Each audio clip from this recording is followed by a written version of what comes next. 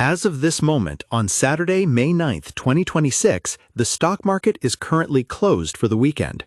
Palantir Technologies, Inc., trading under the ticker PLTR on the Nasdaq, ended the Friday session at a closing price of $137.80 per share.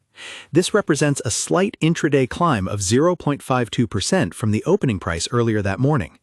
While a 0.5% gain might seem like a quiet day for a stock often defined by its volatility, the context surrounding this price point is where the real story lives.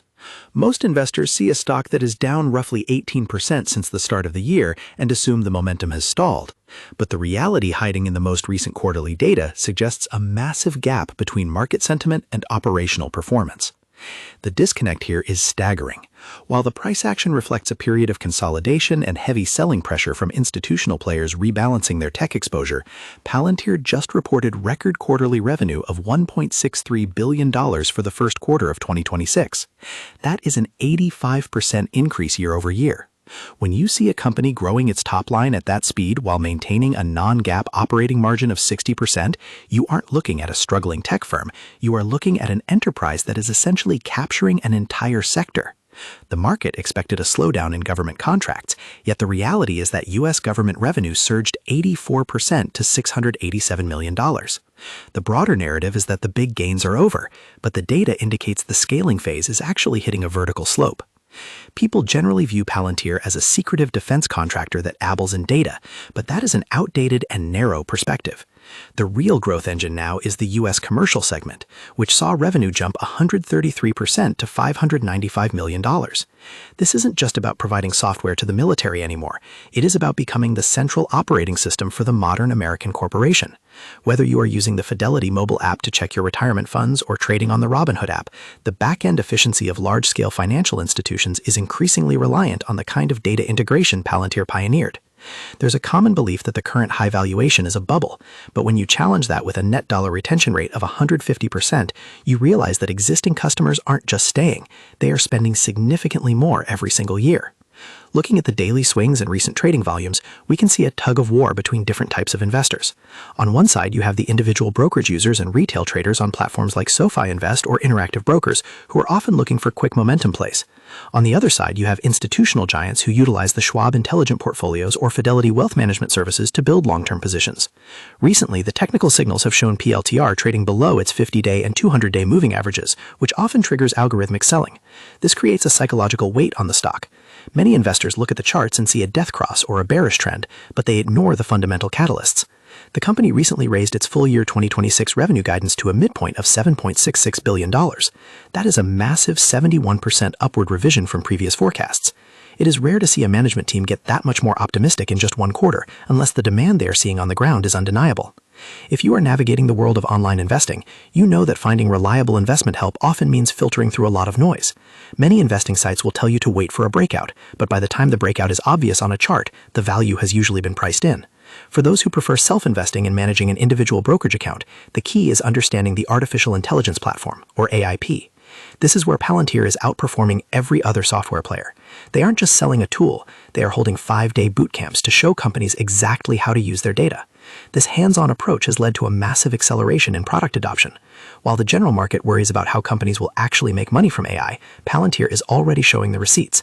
They are proving that their software leads to direct operational efficiency, which is the only thing commercial clients actually care about. At this point, I want to hear from you to get a pulse on the sentiment here. Comment below how many shares of Palantir Technologies you currently hold in your portfolio and what your average cost basis is. Do you think the current price is a gift, or are you waiting for it to drop back into the double digits before you consider adding more? To understand why this is happening, we have to look at what Palantir actually does. At its core, the company builds platforms that allow organizations to integrate their siloed data into a single cohesive environment. They have 4 main offerings: Gotham, Foundry, Apollo, and AIP. Gotham was the first big success, primarily used by the intelligence community and the Department of Defense for counterterrorism and mission-critical operations. Foundry was then built for the commercial world, helping companies like Airbus or Merck manage complex supply chains. Apollo is the underlying layer that allows this software to be deployed anywhere, from a traditional data center to a submarine at the bottom of the ocean. Finally, AIP is the newest addition, which lets users interact with their company's data using large language models. It is essentially a digital representation of a business that a CEO can talk to. The history of the company is rooted in the early 2000s, founded by Peter Thiel, Alex Karp, and others with the goal of preventing another 9/11 by finding needles in haystacks of data. For years, they were a private company shrouded in mystery. Since going public, they have had to be more transparent, but that hasn't stopped the controversy. Critics often point to government surveillance concerns, yet the business continues to win massive contracts. They recently secured a deal for Titan, a mobile command vehicle for the U.S. Army that uses AI for targeting and intelligence. This kind of deep-rooted integration into the national security apparatus provides a moat that a startup simply cannot replicate. It takes decades to build the trust and security clearances that Palantir currently enjoys. As we look toward the future, the expectation is that the stock will continue to be a battleground. The bulls will point to the explosive growth in AIP and the massive guidance hike as proof that Palantir is the primary beneficiary of the AI spending cycle. The bears will point to the PE ratio, which remains high compared to traditional software companies, and argue that the growth is already baked in. However, the reality of the geopolitical landscape suggests that defense spending is not going to slow down anytime soon. With rising tensions globally, the demand for high-fidelity intelligence tools is at an all-time high. Furthermore, the commercial world is only in the first inning of modernizing its data infrastructure. If Palantir can maintain its 150% retention rate, the compounding effect on their revenue will be massive over the next 3 to 5 years. For anyone using Fidelity ETFs or exploring different Fidelity mutual funds to get tech exposure, Palantir is often a top holding in concentrated innovation funds. Even if you prefer the simplicity of a robo-advisor or the SoFi active investing approach, it's hard to ignore a company that is essentially defining a new category of enterprise software. The risk, of course, is that a broader market downturn could drag even the best performers down. If the economy hits a hard landing, even a company growing at 85% might see its multiple compressed as investors flee to defensive stocks. But if you believe that data is the new oil, then the company that provides the refinery and the pipeline is in a very strong position.